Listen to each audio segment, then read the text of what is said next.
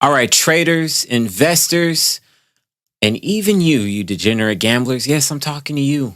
We have some amazing information that I want to share with you. If you're still holding some long positions right now in the market, you're probably a little bit upset because the market just has not rebounded. I have some definitive data that can give you a little bit more insight to what's possibly coming and how you can go about playing this situation. We have a war that's possibly unfolding, incoming rate hikes, and we're going to clarify all that and get you in the right direction. Let's go. Yeah, I ain't super church, I'm switching filings. Pushing this off white MTM coupe, it look like cocaine. Top down trap phone peeping, got a baddie with some good brain. Running up these digits, know this money ain't a damn thing. She like how I roll, she won't let me go. Yeah. I have diamonds froze, money stacked and rolled. All right, starting off this video, we got to first take a look at the S&P 500. We've already corrected to the 200-day moving average. Before the 200 moving average, we had the 100-day moving average, which was a strong point of resistance. If you take a look right here, right here, right here, those were all strong support levels for the S&P 500. It would hit, bounce, and then bounce again. Now we've broken down all the way to the 200-day moving average, and we've broken through that level. We had an area right here that was support, the 420.76 area. If we zoom in, 420.76. Zoom out, this is a double bottom pattern. If we would have got a bounce off of this and went to new highs, that would have been a double bottom pattern. But we have went well below that. If you look in the aftermarket trading, the after hours trading, we've hit all the way down to 411.60. So that's going to cause a gap down in the morning, all the way down to 411. That puts us in a slightly deeper correction. That would put us at about 14.23%. Is that anything to worry about? Not really. We'll discuss why. In a little on next. If we look at the NASDAQ is even more down. The NASDAQ has went and corrected all the way to 18% already. And you would think that this is the end of the world. It's not. I can prove it to you. We have plenty of information that will explain that this is a normal correction. We haven't hit a bearish market yet. A bearish market is going to be below 20%. All right, let's start off and take a look at this. This is Benjamin Graham, the author of The Intelligent Investor, one of the best investment books ever. Benjamin Graham was also Warren Buffett's teacher. And funny story, Benjamin Graham taught at Columbia. He taught Warren Buffett. Warren Buffett asked him for a job after he got top scores in his class, and Benjamin Graham said no, because Benjamin Graham was Jewish and he wanted to hire Jewish investors for his firm because they had less of a chance to get hired on Wall Street. Warren Buffett did just fine. But I got to talk about this one part. The market is a pendulum that forever swings between unsustainable optimism, which makes stocks too expensive, and unjustified pessimism, which makes stocks too cheap. The intelligent investor is a realist who sells to the optimist and buys from the pessimist. Okay, what does that mean? All right. The intelligent investor is a realist who sells to the optimist and buys from the pessimist. The realist, we are people who are fully aware of what's going on in trading the markets as we see them. So if markets are at a all-time high, we have indication that things are in an overbought territory on the RSI, or prices are ridiculously soaring, that might be a good time to take profits. So those are people who are optimistic, who will be buying the top, who think that who are exuberant about things that are already too expensive. And then as an intelligent investor, we would be buying from those people who think basically the world is crashing and it's never going to come back, the pessimists. So I always have this strategy when I'm trading that I want to make sure that I'm on the right side of the trade. And it served me very well to be very realistic. And if things are too expensive, sell. And if things are cheap, buy. So right now, as the S&P 500 is falling, I'm not worried. I think I'm actually preparing myself to buy more and more the lower it goes. And I'll explain my price target on the next slide here. And see, this is a fear gauge that I'm talking about. These are net put value traded as a percent of market cap. This chart basically lets you know how many puts are out in the market right now. Puts, if you don't know and you haven't traded options yet, puts are people who are pessimistic or shorting the market. Puts being at an all-time high lets you know that we have come to a very heightened fear level. Could it go lower, or could the markets go lower? Yes, but this is a good time to think about buying. All right. We had a similar thing in 2020, around the crash from the virus. We had it in right now. We also had this in 2011. So this is a good indicator of the level of fear in the market. Not a fear gauge. I use a volatility index for that, but this is an interesting bit of information. If we take a look at the volatility index, we know that once it gets past 40, if we buy and we hold for 500 trading days, we're going to see a 50% gain possibly on average. If it's at 50, if the VIX gets past 50, you're going to see 100% gain possibly. All right. Especially in areas like industrials, financials, consumer discretionary, materials, even technology gets some amazing gains when volatility is high. So never be, terrified or afraid to pull that trigger when things don't seem like they could get any better. That's actually the best time to be buying. This is a very interesting chart.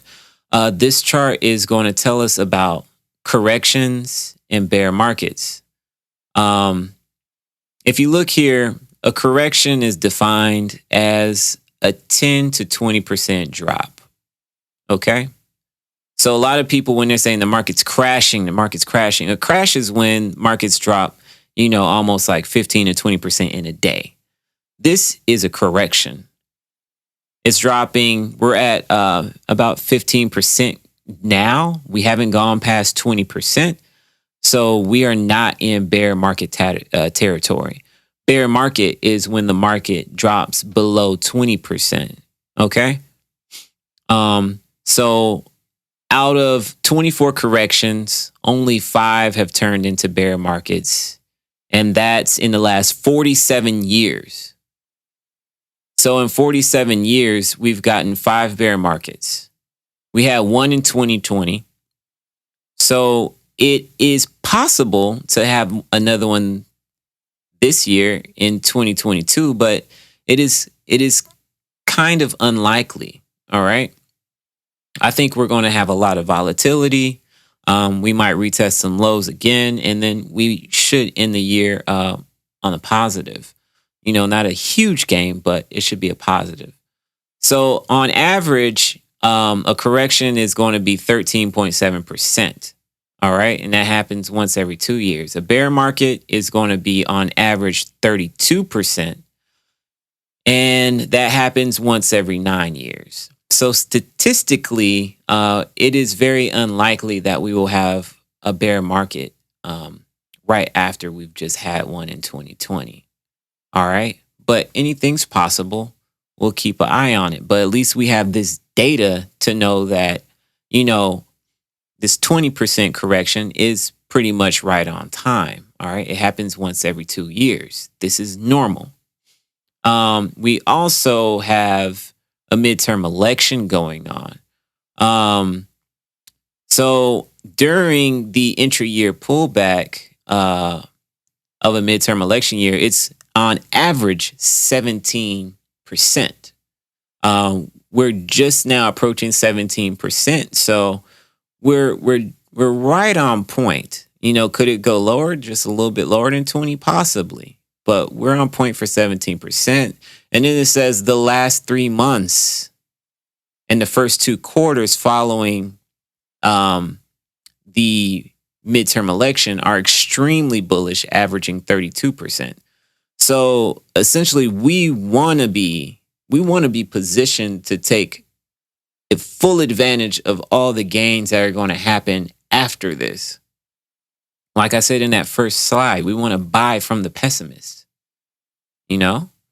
That's the strategy. That's how you make millions. That's how you make billions. Okay.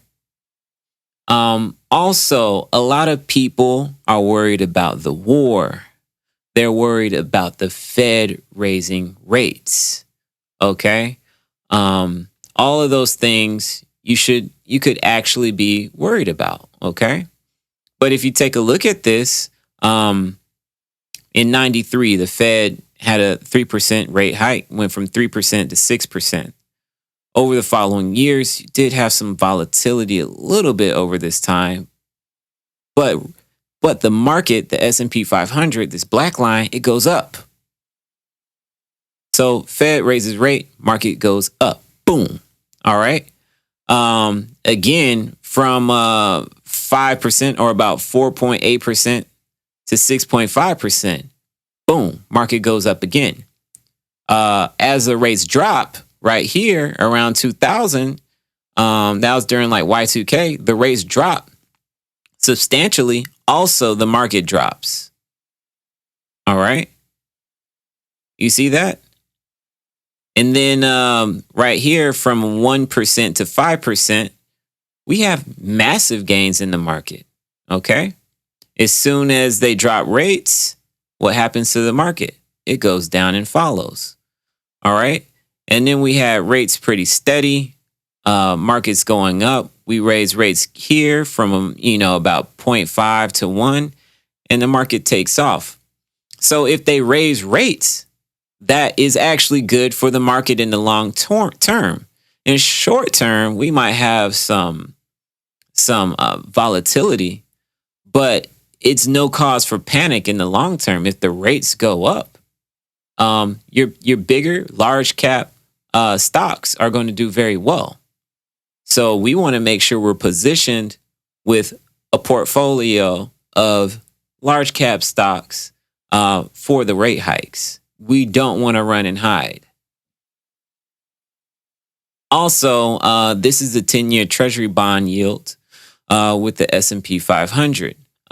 So, we get a gain from, 1.5 to 3%. Boom. S&P 500 is going up. All right. We got from 1.5% again to 3%. Boom. S&P 500 is going up. All right. As far as the bond yield goes, we did have a drop in when the bond yield went down, and it coincided with the market going down, that yellow line. So we can also use the 10-year Treasury bond yield as an indicator for what's going on. And if it goes up, what do you think is going to happen? Yes, the markets are going to go up. Historically, the inverted yield curve has predicted the past 7 recessions. So this red line in the center at 0, if we do touch this, it could be a possible indicator for a recession. But what happens, it's a leading indicator. So if you notice in 2020, it hit that line, and then about 6 months later, that's when you have the recession. That's when you have 2020, February 2020 with the fall of the stocks. So we have a little bit of time before any what I would call full-blown recession. It's a possibility. There's always a possibility of a black swan event, but I don't see it happening. We don't have this touching the yield curve yet. It is a possibility, but we could get a situation where we kind of bounce like that and then touch it a little bit later. And everybody's keeps talking about the war. I have a long-term mindset, short-term profit taking. That is my theory to the market. That is how I make money. Look at this. These are geopolitical events and the market reactions. Saudi Aramco drone strike. One day, 0.3%, drawdown 4%, bottom in 19 days, recovery in 41. So you can take a look at this. North Korea missile crisis. All right. Bombing in Syria. These are major things. Kennedy assassination. One day, 2.8%. Total drawdown, 2.8%. Bottom one day, recovery one day. All right. This was Kennedy's assassination. Pearl Harbor attack. All right. 3.8% in one day. 19% total drawdown. It took 143 days, 300 days to fully recover. And that was a huge atomic bomb. All right. And in 300 days, they're back to all-time highs. So on average, if we take a look, it's 47 days to recover, 22 days to the bottom. So we have been trending down for several days. It's almost a month and a half now. We're approaching that 42, but it should be about 57 days to a recovery, possibly. All right. So don't let yourself be shaken out of the market just because of these short-term geopolitical factors. Look at all these things. This is normal. U.S. stocks fall 20%. Gold at 1900. U.S. government shutdown. Ebola virus. Like all of these. Brexit. All right. What else is here? Trade war. Yield curve inverted. Things are still going up. So you got to understand that, you want to just make sure you are purchasing assets at the right time and are ready to hold for 300 trading days if you have to see massive returns. So how do you trade this? As everything's pulling back, you're just averaging in. If you're using cash and buying an ETF, you can just be averaging in at some of these major points of support and resistance and just hold and wait, So if we're possibly going to go down to around 20%, all right, that would be about 382, 381 on the SPY. That means we're close to halfway there. So you just need to be prepared and have some cash on the side in case that does happen. And it looks like it will. All right, that's about it, everybody. I really appreciate everybody for tuning in and watching and getting and learning with us. We're building a community of amazing traders.